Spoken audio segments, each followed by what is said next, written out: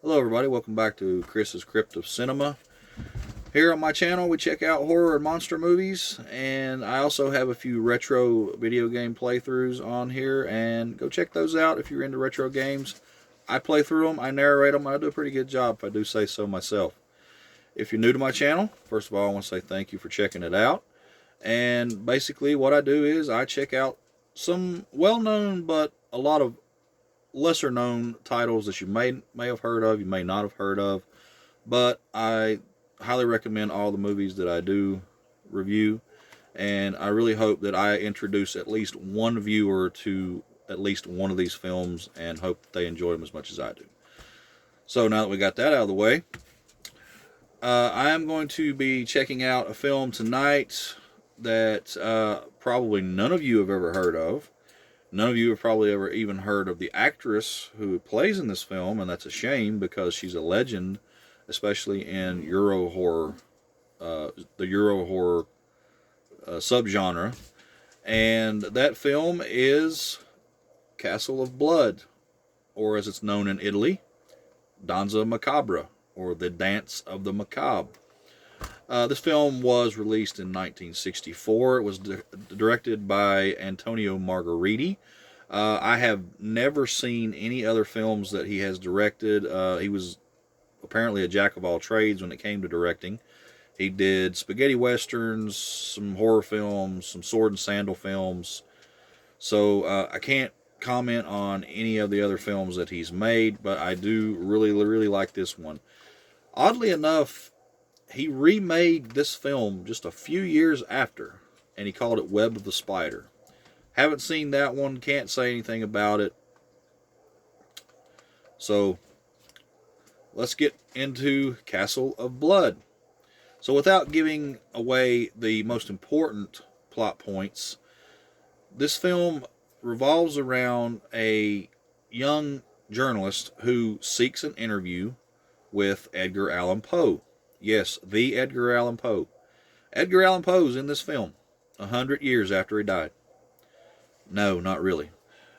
A quick note, if you don't know who Edgar Allan Poe is, he is one of the greatest horror writers of all time. He wrote The Black Cat. I mean, a number of great horror stories and poems. The Raven. But so he appears in this film. Obviously, he's played by an actor, and the journalist is seeking an interview with him. Poe doesn't want to give an interview. He's more interested in betting this young man that he cannot survive a night alone in this haunted castle that is owned by a friend of his who happens to be sitting at the table that they're talking at. So the journalist is looking to make a name for himself, and he's also looking to make a few dollars because he's dirt poor. So he agrees, and the two men take him to this castle. And the wager is that if he survives, then he gets the money. If he doesn't, well, then he has no need for money or anything else. So what ensues is a night of absolute terror for this guy. He meets several ghosts who inhabit this house, and he gets to see how they died one by one. And along the way, he meets Barbara Steele. He falls in love with her, and they live happily ever after. No. No, they don't. This is a haunted house. Why would you fall? First of all, how could you fall in love in a haunted house? And second, no, you're not going to live happily ever after. So, without giving too much away, though, he does meet Barbara Steele, and she tries to protect him from the ghosts in this house, but not all is as it seems with her. And that's the basic plot of the film without giving away and spoiling the movie. So if you're unfamiliar with Barbara Steele, she is one of the great horror actors of the classic era, right up there alongside Vincent Price, Boris Karloff, Christopher Lee, I mean, all those great titans of horror. And she was known as the Italian Queen of Horror. Oddly enough, that title was also given to another actress named Rosalba Neri, so they kind of shared that. But when I hear the term Queen of Italian Horror, Barbara Steele is the name that I think of. She's probably best known for playing in Mario Bava's Black Sunday. Mario Bava is one of the legendary horror directors of all time. He directed many, many great horror films. But Black Sunday was the film that kickstarted his horror career and kickstarted Barbara Steele's. So I had never seen this film until I purchased it in this box set. So we're going to get into talking about the Blu-ray now. So this film was released by Severin Films, one of my favorite boutique Blu-ray labels, and it was part of their Danza Macabre series, and this is Danza Macabre Volume 2, and there's just a quick look at that box set. It was also released individually on their website, so you can get this individually apart from the box set. It is also available for streaming on Tubi. Keep in mind, though, if you want to check this film out and you decide to check it out on Tubi, just like any other film on Tubi, the quality of the films on there are nowhere near, not even close to what you would find on the Blu-ray. That's why Blu-ray and 4K and all that is so important, because it is so much superior to a lot of streaming. So that's why I love physical. That's just another reason why I love physical media, but we're getting off topic.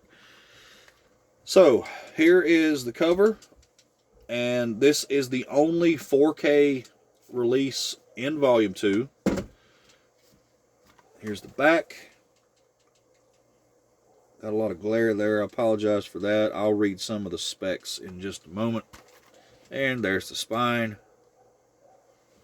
So this is a 3-disc set, and disc 1 is the 4K, and disc 2 is the Italian cut of the film, Danza Macabre, and it also has some extras. And disc 3 is the US cut, Castle of Blood, and it also has its own set of extras. So when Severin put this out, this is the UHD 4K premiere of the film. It is fully restored and uncut. So the specs are as follows. Disc 1 is the 4K of both films, both cuts of the film, and we also get an audio commentary with Rod Barnett, who is the host of the Nashi Cast, which is a podcast dedicated to Spanish and Italian horror and the films of Paul Nashi.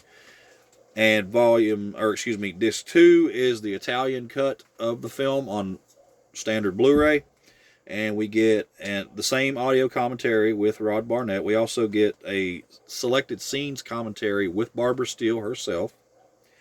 We get a featurette entitled Exploring the Castle of Blood, which is an interview with Stephen Thrower. Stephen Thrower is a film critic and film historian. He really knows his shit. This guy is a well of knowledge when it comes to films. His featurettes, most featurettes are 5-10 minutes when it comes to people speaking about a film. I've seen this guy do an hour-long feature on. It's crazy. He is extremely knowledgeable on especially classic horror films. So we get that on disc 2.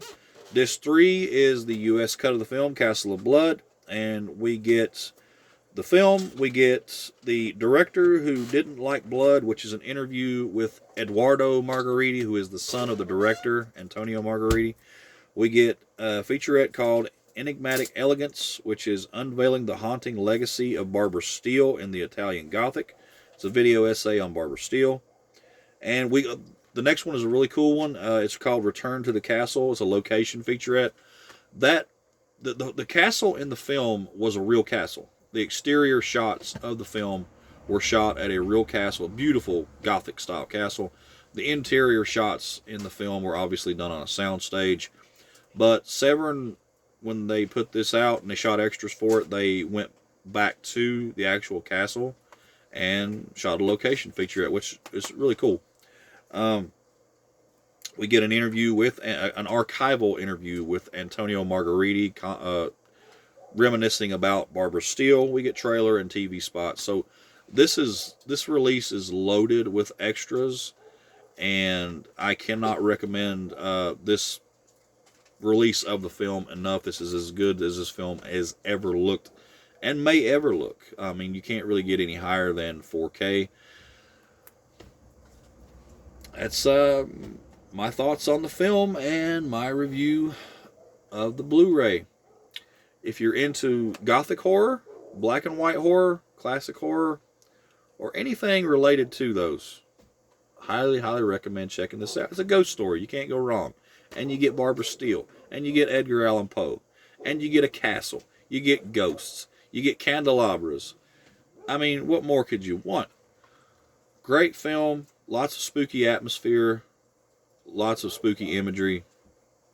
Can't recommend it enough. So, that's my thoughts on Castle of Blood, Danza Macabra. I appreciate you guys checking this video out. Hit that like button, hit that subscribe button as well. I really appreciate it. I would really appreciate comments. Let me know what you thought, good or bad. Have you ever seen this film? Do you plan on checking it out? Leave me comments telling me what you'd like maybe to show in the future. I am going to try to start shooting videos again on a more regular basis if time allows. If it doesn't, well, it is what it is, but I will be back, try to be back soon with another review for you guys. Thanks for watching, and I'll see you the next time.